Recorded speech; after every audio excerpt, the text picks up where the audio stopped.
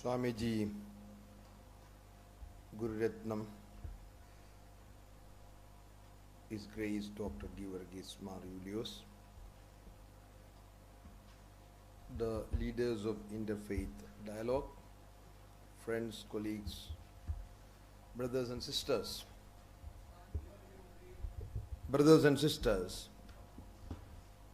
it's a pleasure to be back here in this very important dialogue for peace and international harmony.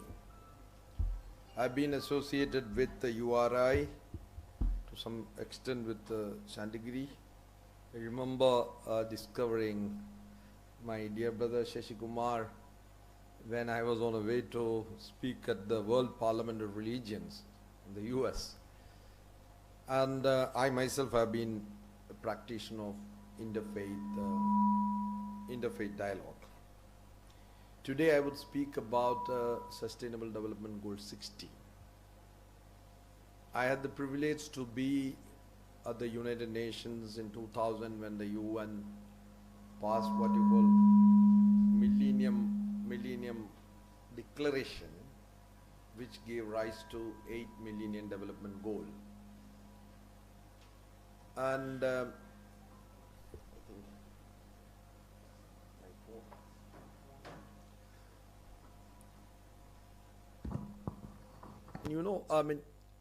just let me give a context.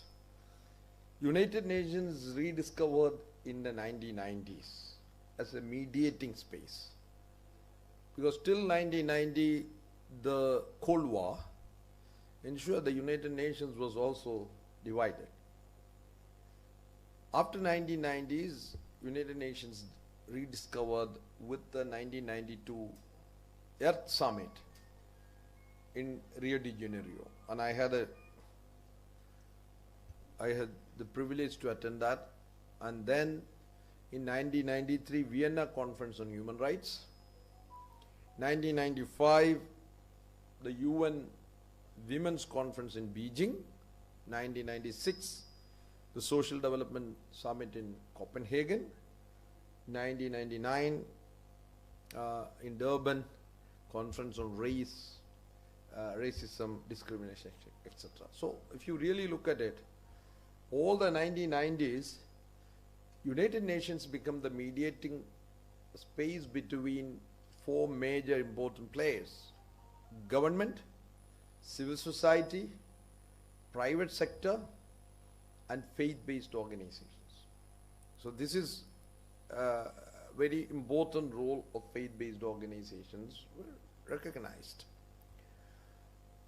And in 2000, the Millennium Declaration is for the first time a consensus by all these actors about a vision for the world, how the 21st century should be shaped. So on the basis of that, United Nations Development Program, UNDP, some experts got together in the basement of the UNDP office where I worked, and they created 8 Millennium Development Goals. And the critique was this 8 Millennium Development Goals were not consulted. It was expert driven. And it took actually 2 to 3 years, and I was a part of the whole process. And we created global call to action is poverty, GCAP, and I was the first global chairman. We were working in 110 countries. So there was a whole lot of campaign. So as a result of that, in 2012, 20 years of the Rio Summit, we had the same, so I was a part of, after 20 years, I was also there. And that is how the Sustainable Development Goals, because Millennium Development Goals was not good. So we created 19 global consultation, and within the UN I was fighting for it. I said, look, we can create something, but unless people have ownership of this, that's why we are discussing it today, here in Thiruvananthapuram, in an interfaith dialogue group. So I said, unless we have ownership, so there was 19,000 consultations happened. The good thing about it is, there was a sense of urgency on some of those things. There was a consensus. But the difficult thing was, it has become a wish list. Everybody's wish was there. And just to give you a sense of, I think it's important that I will start with how do we understand sustainable development goals. I always give this equation when I teach students: 5 plus 5 plus 5 plus 2. The first 5 SDGs on poverty, hunger, health, education and gender inequality. That's the 5. And these 5 are the first generation development. It's very interesting. In India, Niti Aayog, SDG performance, Kerala stands first. And because the first generation development we have addressed. Because here poverty has been reduced to 0.7. There's another joke. Instead of reducing poverty, many people for last 10 years, they have been changing the definitions of poverty. You change the definitions and the poverty comes down. And that's what, so in Kerala it was 12%, all of a sudden it came 0.7%. And I will also tell the contradiction. In Kerala, 70% of the people go for right to work. 70% of the household. So those who go for right to work are the people who do not have money to survive. So there is such contradictions in what is our understanding of poverty. If you take $1, poverty is 35%, $1 a day. That means less than 80 rupees or 81 rupees. If you take $2, 75% of the people are poor. So the definition is an issue when you talk about SDG. Health, education and gender equality. And then you move to the second 10, that is 6, 7, 8, 9 and 10. They are mostly about socio-economic rights. The second generation development, about water, about sanitations, about jobs, and it ends with inequality. The third generation development SDGs is about environment. 11 is about sustainable cities. I don't need PowerPoint because I know these by hearts. You ask me, because I was involved in making it when I was the director of the UNDP governance assessment. So it's about environment, climate change, life underwater, life on earth. At these 5, that is the third generation development. So when it comes to that second generation development and third generation development, Kerala, which is doing very well on first generation development, is weak. This is also we need to understand, how do you understand SDG? The SDG 16 and 17, that's what a 5 plus 5 plus 5, first generation development, second generation development, environmental protection and climate justice. The next 2 are enabling rights, right? And the 16, of which I will be explaining, is about peace, justice, governance and human rights, right? And 17 is about international partnership and you need money for this. So this is, I think it's important to have a sense of history, how this all started and why it is. Why it is? You know, it is like a railway timetable. The train is supposed to come at 8 o'clock, but it can come at 9 o'clock also. Then we know it is late by 1 hour. Right? If you don't have a timetable, it will be anarchy. You do not know when the train is coming. You know when the train is coming at 8 o'clock, but you know that the train may come at 9 o'clock or even 9:30. So you can say we are late by, train is late by 1 hour. You know that train is running late by 20 minutes. Development SDGs story is also like that. Because unless we have a shared sense of framework, we cannot compare anything. Right? It's the same thing with the religion also.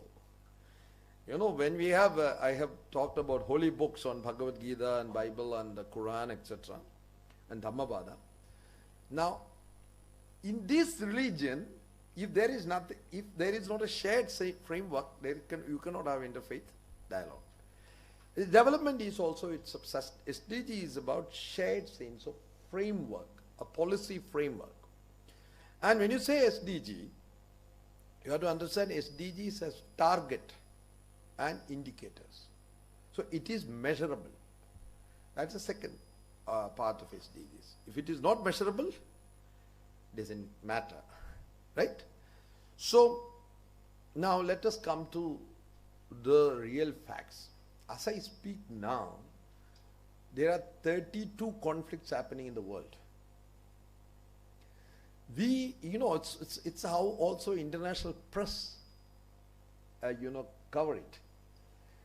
When the Gaza was happening, it was every day on the newspaper. In Kerala, there were lots of protest rallies. Now still Gaza is happening, it has fell out of map. But the most, Gaza, this still, church was bombed, one of the oldest Orthodox church. Hospital was bombed.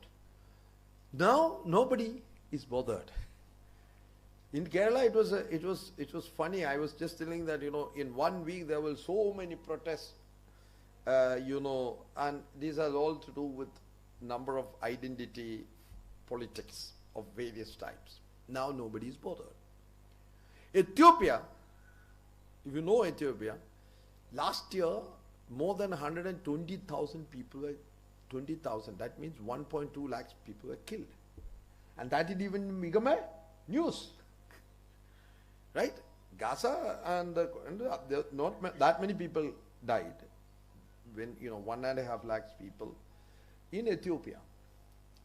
You go to Yemen, right? You go to Somalia. You go to Myanmar. Myanmar, as I speak now, there were 9 conflicts. There are 9 conflicts. Now we don't talk about Rohingya at all. I remember speaking at the United Nations about Rohingya crisis. Now, almost 1 million Rohingya people are in Bangladesh.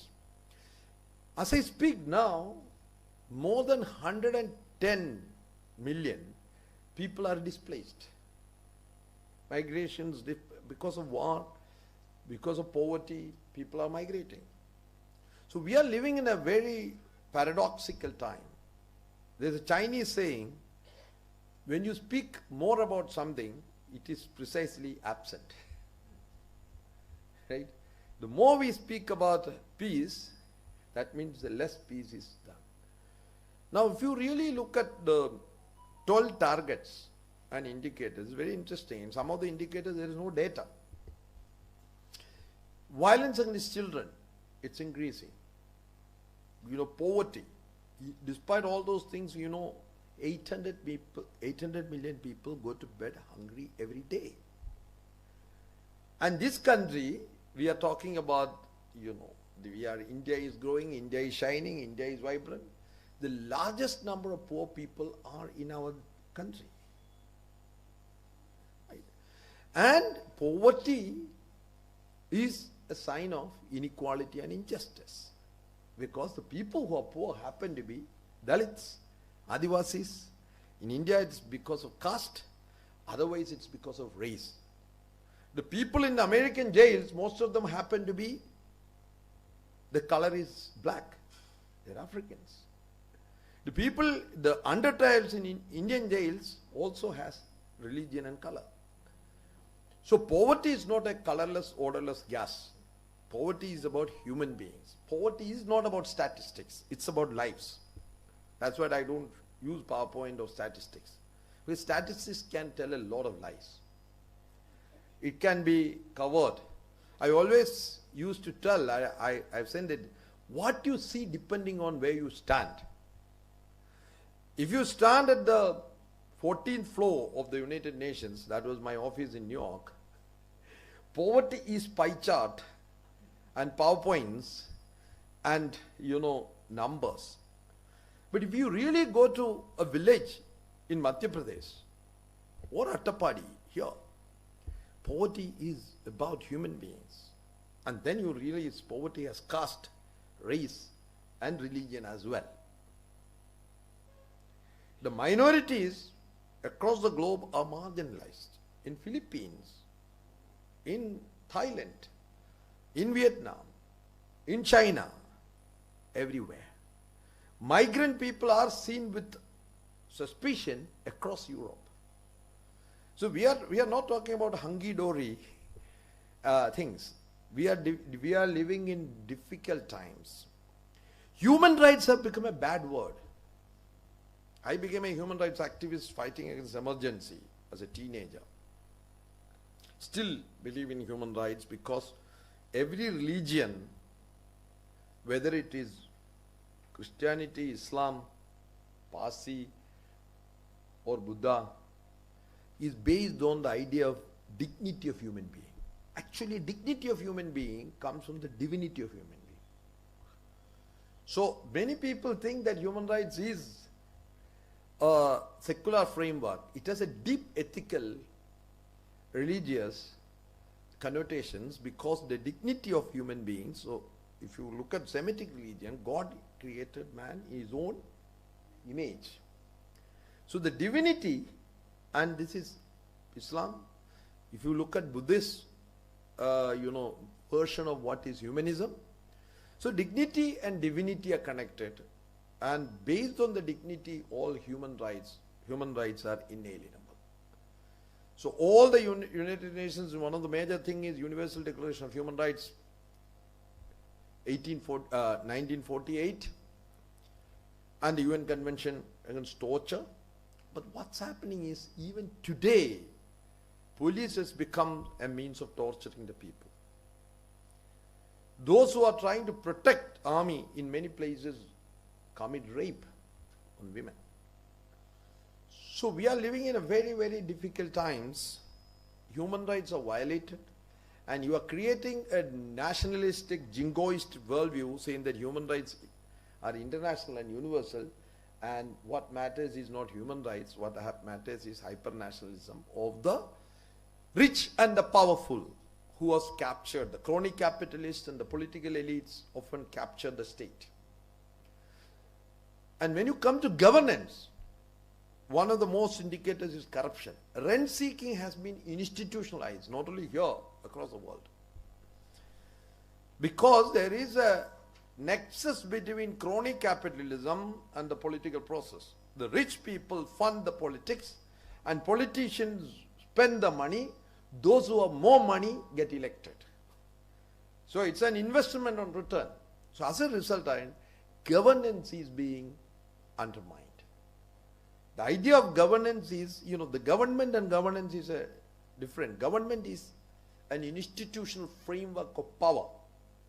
Governance is the interface between people and government, private sector, faith-based groups.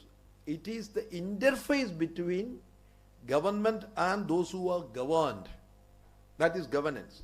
So governance is the process of how, and it is the notion of power with.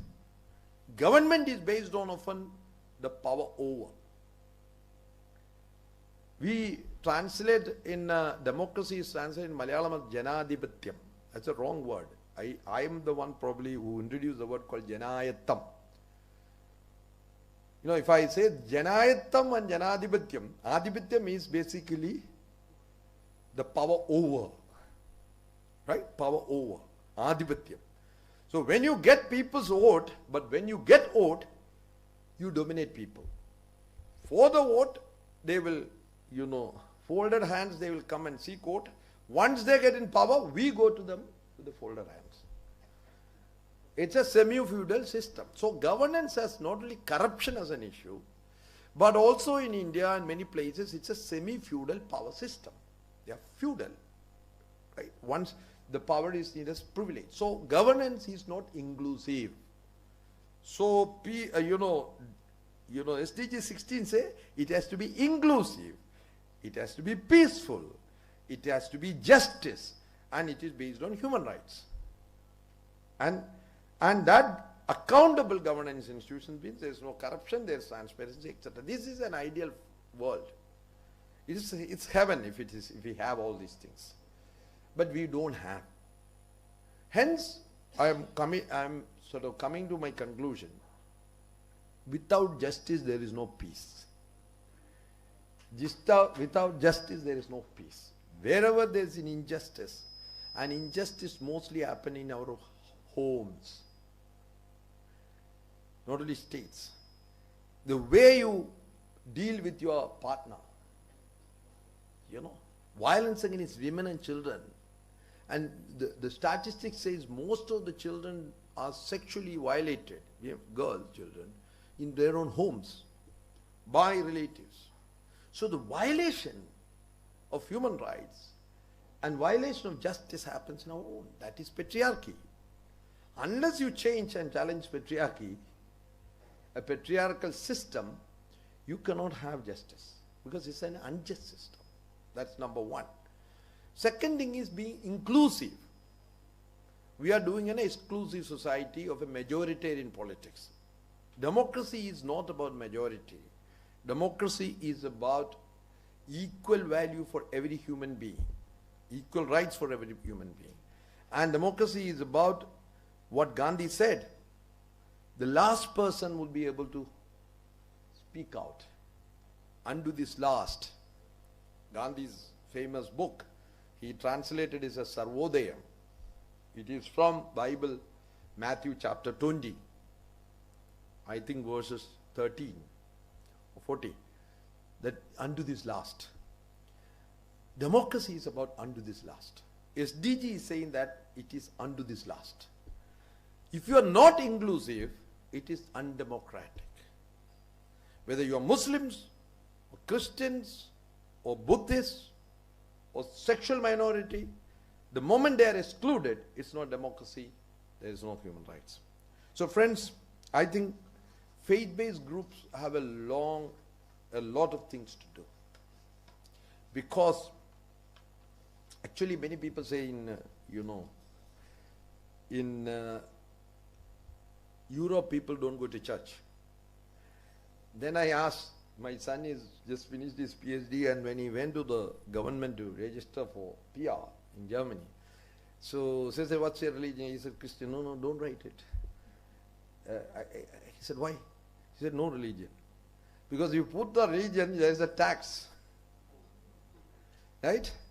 In Europe, there is, if you put, so most of the people don't, it's not that they don't believe in it. So when the statistics says in Europe, most of the people don't believe in religion, means they don't want to give tax to the government because they belong to a religion. So, and another major misconception is all the churches are being closed.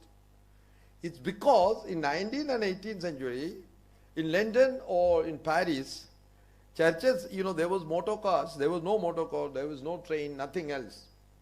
So the churches in the city center, they have parking space. And usually the government take over it, and the government give you another accommodation. And if you are a Lutheran, if you are a Protestant, the God is not in the church. Right, if you know. So they give you another church with parking lot, and this church get auctioned and it become a shop or the conference hall or a bar. Because many people do not know the theology of it, the Protestant theology. Many people do not know the governance process. So they say, all churches are being closed and they become bars. When I lived in Europe, I knew that what was happening. So there are lots of misconceptions about religion. The best of religion is about ethics. It's about social ethics based on an understanding of a world within us, a world around us, and a world beyond us. So what religion connects is the world within us to a world around us and a world beyond us. That's what the best of religious, that's what I'm a believer. Going to church or temple is not by belief. If your internal world is coherent, based on a notion of internal, a peace that surpasses all knowledge. That is Saint Paul said. In Malayalam we say, Sagala buddhiyayum kaviyunna samadhanam. Sagala buddhiyayum kaviyunna samadhanam. That is what Antonio Gramsci said. The pessimism of the intellect is the optimism of the will. So I think in this interfaith dialogue, when you talk about SDG 60, about peace, justice and human rights, each and every one of us have a commitment to celebrate the dignity of every human being, irrespective of caste, creed, religion, gender and nationality. And every religion, you know, having read almost all the religious texts for years, comparative religion, what I know is, at the core of every religion is, you know, understanding the equality of human beings. Equality before God, equality before, you know, we are all created, you know, 70,000 years ago, cognitive revolution happened. And in this revolution, one thing is evolved is different religious experience. Religion as politics exclude people. Religion as experience connects people. I hope today, let's connect human rights, social justice, equality, peace through this interfaith dialogue. I wanted to congratulate all the organizers for this. Thank you very much.